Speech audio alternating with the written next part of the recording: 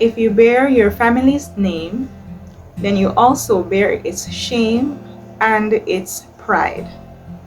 My name is Shanika Gozang Ferguson, and it is my pleasure to have you. Today's food for thought is on a topic: family representation. In the Western culture, most people have at least a first name, what we call a Christian name or a given name, and a surname, otherwise called your last name or your family name. Or surnames or the last name usually indicates the family or the tribe that you are a part of, whether by birth or otherwise.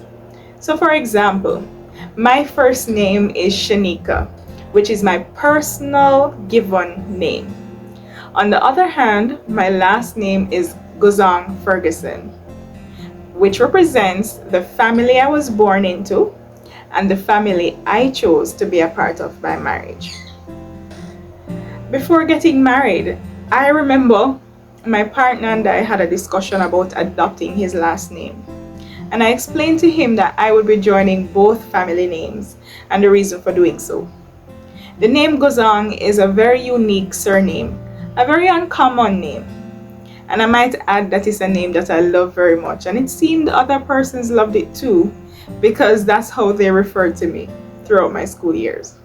The thing about family names, especially an uncommon name such as mine, is that if someone with the family name does something good or something bad publicly, it ties the entire family to it, whether we know them or not. True story. When I was in college, the then director of a very popular music festival had my last name.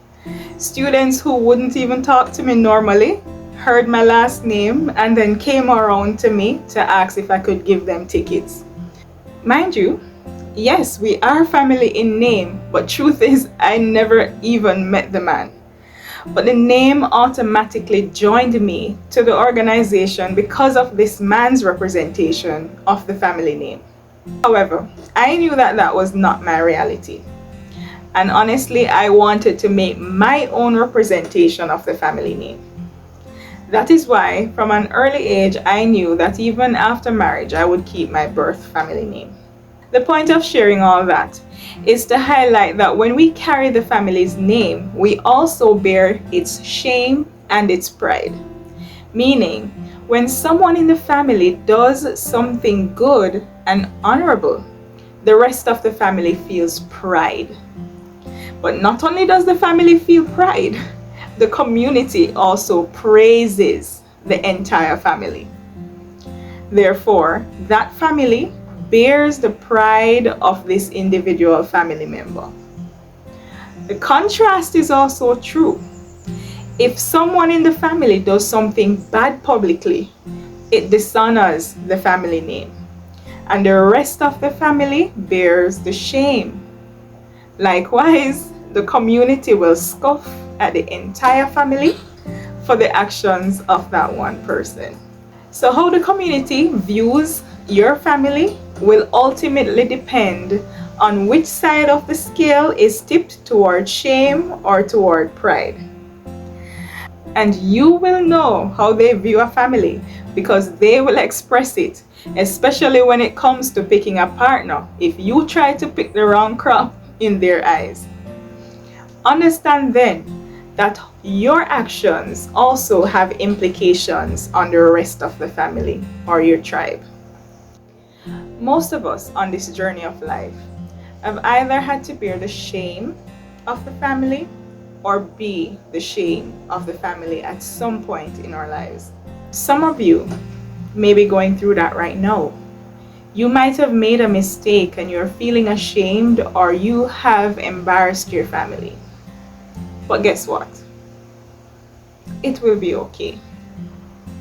You may be feeling disheartened, but please do not condemn yourself, because you are not irredeemable. It may take some time for others to forgive you, but ensure that you forgive yourself. You do not have to be defined by your mistakes or your current reality. You do not have to bear the shame or be the shame forever. You can change the narrative. How do you change the narrative? Create a vision for your life of a preferred future and commit your actions to achieving it. The Bible says, without vision, the people perish. Because without a clear vision for your life, you are just going with the flow. Your decisions are undirected. But a clear vision for your life gives direction to your decisions. It provides focus to your goals. For those of you who are feeling like the family's pride right now, when others around you stumble, do not kick them while they're down. Do not scoff or turn your nose up at them. Extend grace.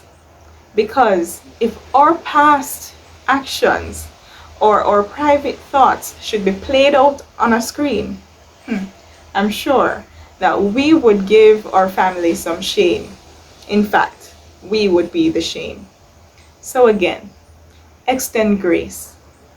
And remember, use your power of choice to influence your representation.